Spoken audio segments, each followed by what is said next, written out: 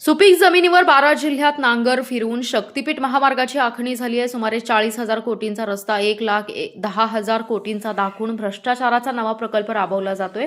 या विरोधात आता 12 जिल्ह्यातील लढाई तीव्र करण्यात येणार असून 21 ऑगस्ट रोजी सांगली जिल्हाधिकारी कार्यालयावर मोर्चा काढण्यात येणार असल्याची माहिती स्वाभिमानी शेतकरी संघटनेचे नेते राजू शेट्टी आणि राष्ट्रवादी शरद पवार पक्षाचे नेते जयंत पाटील यांनी दिली आहे। राजू शेट्टी म्हणाले, राज्य शासनाने गरज नसताना तब्बल 856 किलोमीटरचा शक्तीपीठ महामार्ग शेतकऱ्यांच्या माथी मारलाय।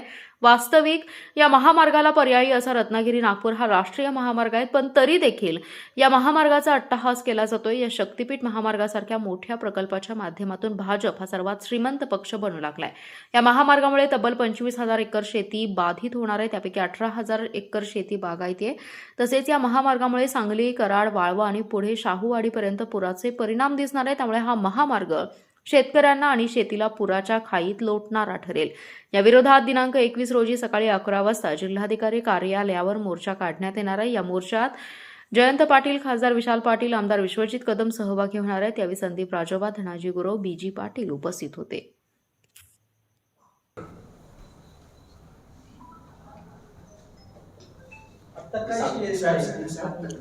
साहेबांचं 21 तारखेला शक्तीपीठच्या विरोधी जनतेच्या भावना व्यक्त करण्यासाठी 11 वाजता सांगलीमध्ये मोर्चाचं आयोजन करण्यात आलेलं आहे। या ठिकाणी माननीय राजू शेट्टी साहेब आहेत, कॉम्रेड गुरव आहेत, बीजी पाटील साहेब आहेत। त्याचबरोबर या पत्रकार परिषदेत विश्वजित कदम हे देखील उपस्थित राहणार होते, पण काही कारणाने उपस्थित राहू शकले नाही। तेही त्या दिवशी मोर्चात येतील। खासदार विशाल पाटील यांच्याशी राजू शेट्टी साहेब संपर्क साधलेला आहे।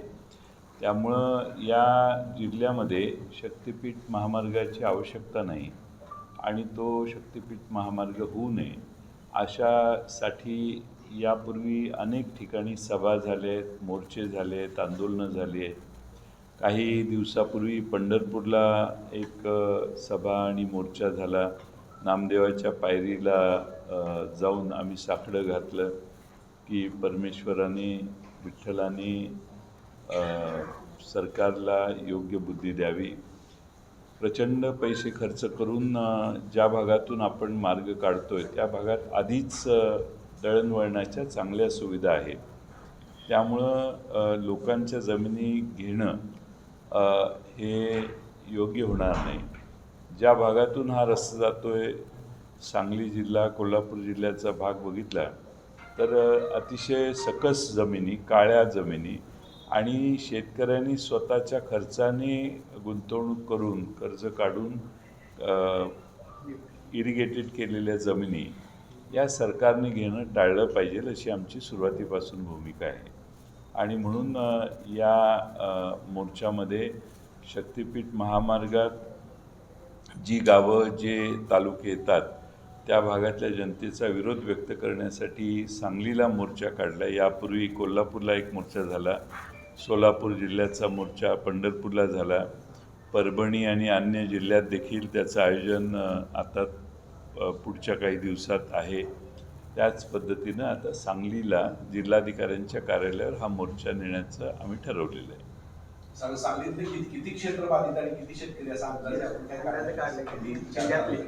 आकडेवारी प्रसिद्ध झालेली आहे ती 920 एकर जमीन सांगली जिल्ह्यातली जाते। नाही, वाळवा तालुक्यातली जाते। वाळवा तालुक्यात जाते। 4 तालुक्यातली आहे। वाळवा तालुका असेल किंवा कराड तालुका असेल, शेजारचा कोल्हापूर जिल्हा असेल, महापुराच्या खाईत लोटला जाणार आहे।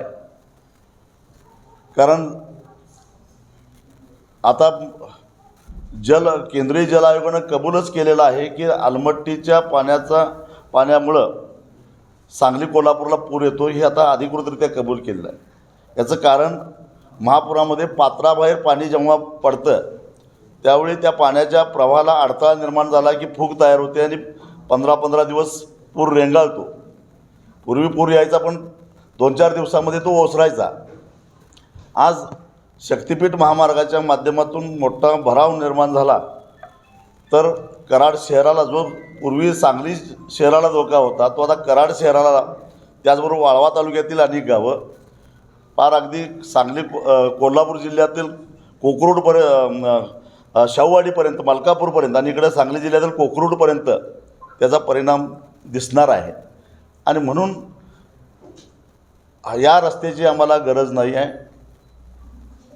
हे 1,10,000 कोटी रुपये शेवटी प्रवाशांना त्या रस्त्यावरून प्रवास करत असताना टोलच्या माध्यमातून परत द्यायचे आहेत. आधीच महाराष्ट्रावर प्रचंड कर्ज असताना 1,10,000 कोटी कर्जाची गरज नाही आणि म्हणून हा रस्ता रद्द करावा. आम्ही 12 जिल्ह्यामध्ये जाऊन आलेलो आहोत. 16 तारखेला आमचे परभणीला मोर्चा आहे, 17ला हिंगोलीला आहे.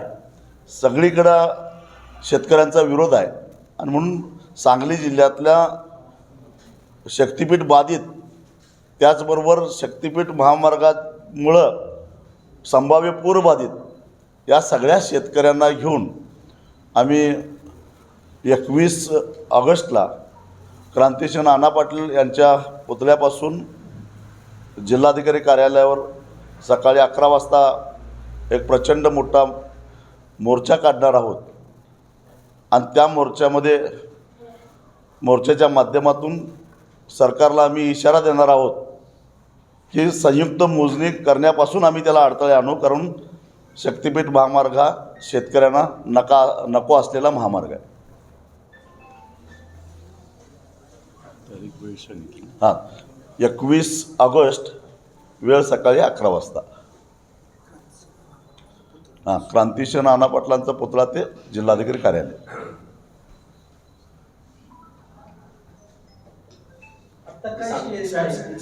आता साहेबांचं 21 तारखेला शक्तिपीठच्या विरोधी जनतेच्या भावना व्यक्त करण्यासाठी 11 वाजता सांगलीमध्ये मोर्चाचं आयोजन